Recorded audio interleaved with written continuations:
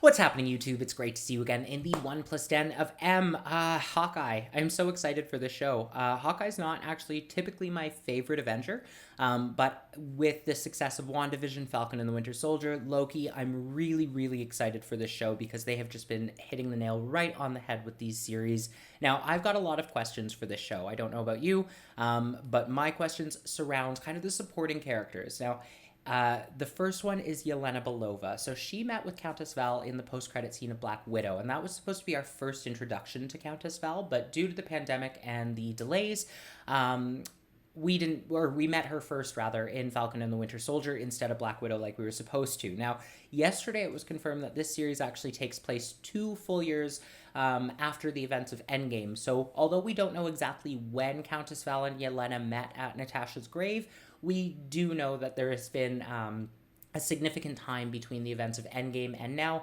I think 2 years is a really long time to be running from somebody like Yelena Belova. I think that post-credit scene must have taken place a lot closer to this show than kind of the 2-year mark. So that puts things into perspective. And I do really want to know if we're going to be seeing Florence Pugh show up at the kind of the beginning of this show. Maybe she'll be right at the end, or like I'm hoping she's not reduced to a post-credit scene. The next character that I'm super excited for is Echo. Now, Echo's getting her own spin-off, and that was announced at the at Disney Plus Day. I think it was actually announced before that, but it was kind of made official that we're getting that sooner rather than later. Echo is the adoptive daughter of Kingpin. And you may know Kingpin from the Daredevil series on Netflix. He was also actually in the Daredevil movie, but let's not talk about that. I'm really excited to see that because we were promised a different version of Matt Murdock moving forward into Phase 4. So I wonder if we're going to see him show up in this, potentially She-Hulk. There's rumors that he's in No Way Home. We'll have to wait and see. But like I said, with Echo getting her own spin-off, that's super exciting for her. Not only her as a character, but kind of the implications that this could have on the MCU, bringing different characters in, especially from these Netflix series. The last character that I am so excited for is Eleanor Bishop, and that might seem a little odd, but Eleanor Bishop is the mother of our main character, Kate.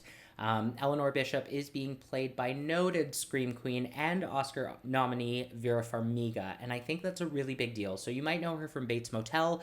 She's really well known for The Conjuring, but I personally think that that is a very big actress to have for a small role. I don't think that this character is going to be very small, even though we haven't seen much of her in the trailers. Now, in the comic books, Eleanor Bishop actually ends up being a vampire, and I think that's super interesting because we have this great horror actress. She's really well known for the horror genre. She's coming into the role, so I think that she'd be perfect actually to play a vampire in disguise.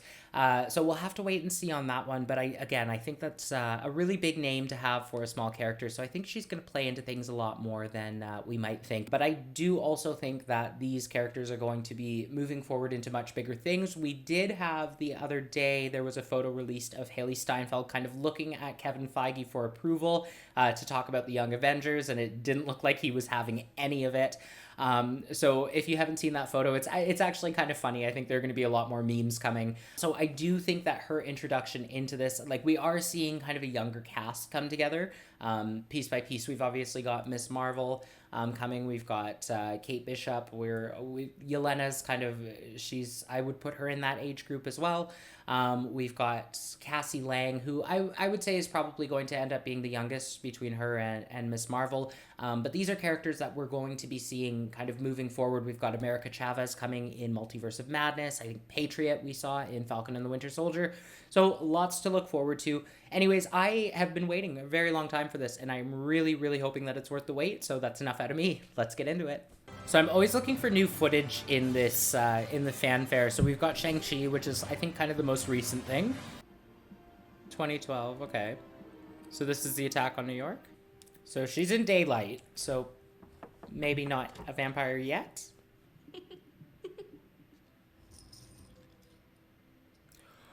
Oh! It is, oh my god, it is the attack on New York. Oh!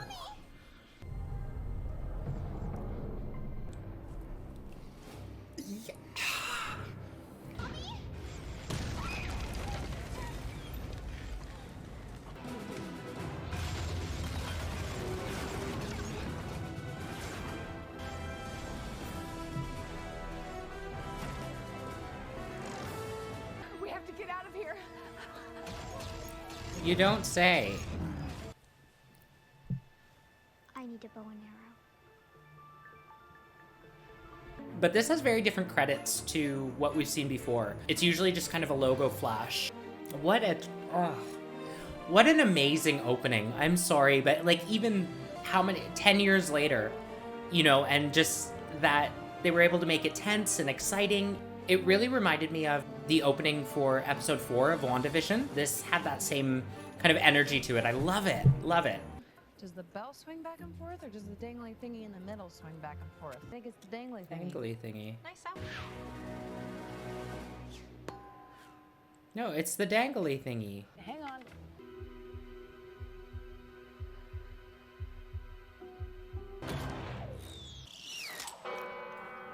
Dangly thingy. Oh god, I forgot about this.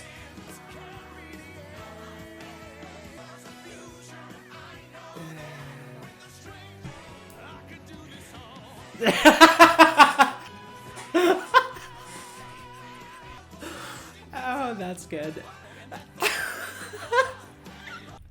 Oh no. Now it's sad. I know what happened, Sis. I was there. You knew it wasn't there. It's that guy. Oh my god. Smash. No, my god. Oh, stop it. Can we make this a thing? Somebody make this happen, please. There you are. That's you look quite a amazing. dress. Right? All those poor people and nonprofits relying on the more fortunate. That is not what I meant, and you know it. But I'm about to replace an irreplaceable clock tower. Jack. That was in your mouth. So it was. This is like the 4th Christmas song in a row. Sorry, I'm not a waitress. You're the little bishop girl. Why would you wear that to a cocktail party, though? I never look that good in a tuxedo. I'd appreciate it if you wear something a little more ladylike for the wedding. Oh, my heart. Go get him. I've got powerful friends too. I don't want to mess with them. Who told you to come down here? Gary. I'm Gary. Yeah. You don't even know my name. This is just, this is not going to work out. You can't quit. Hold on. Up next, we have a very special piece from the wreckage of the Avengers. Oh. Running out of time.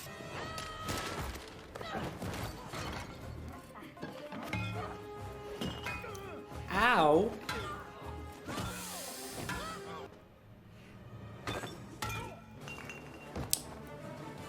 Okay.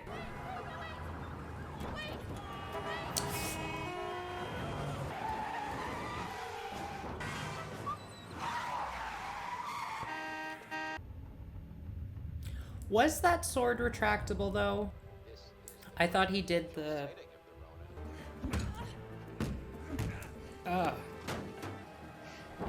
Guess who?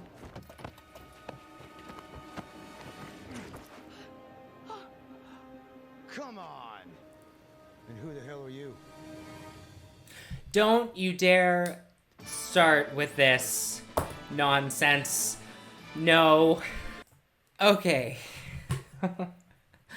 So that was... I really, really liked that so far. I'm very glad that there's 2 episodes because we're doing this crap again where we stop right when it's getting interesting. WandaVision did it. Loki did it. Falcon and the Winter Soldier did it.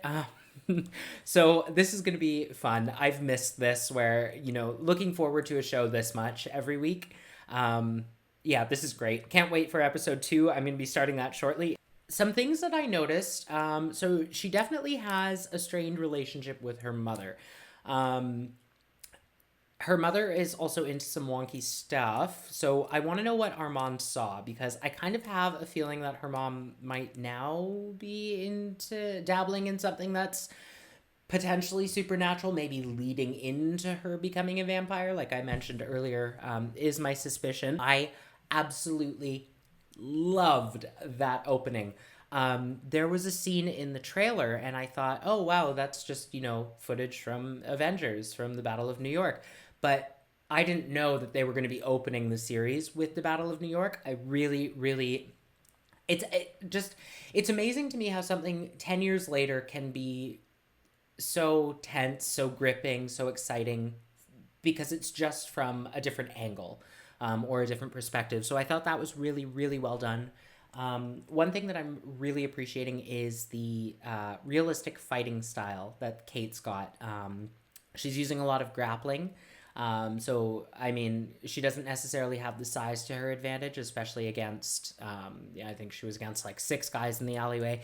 But she is kind of using her brain along with, her martial arts skills. So I'm appreciating that. What is the watch? I don't know what this watch is, that they're after from the Avengers compound. I'm racking my brain to try and think, like, maybe it's one of Stark's watches, but why is that important? I definitely think we're going to find out. Another thing I wanted to point out is Marvel is really good at casting these kids. Like young Wanda was really great. They seem to be really good at getting good kid actors, which is great. For those of you who don't know, Clint's daughter is actually one of the Russo brothers' daughters. So her dad is one of the directors of, I think, Captain America, Winter Soldier, Civil War, Infinity War, Endgame. So far, she's been doing pretty good, being, kind of a believable character. So that's been really exciting. Anyways, I want to know what you guys think, so let me know in the comment section down below. On your way there, be sure to hit the like and subscribe button. Really glad to be back in the kind of in the swing of things with, these early Wednesday mornings and getting excited for this show. So, yeah, this is great. So far, so good. We'll have to see what episode 2 brings. But as always, thank you so much for joining me in the 1+10 of M. Bye.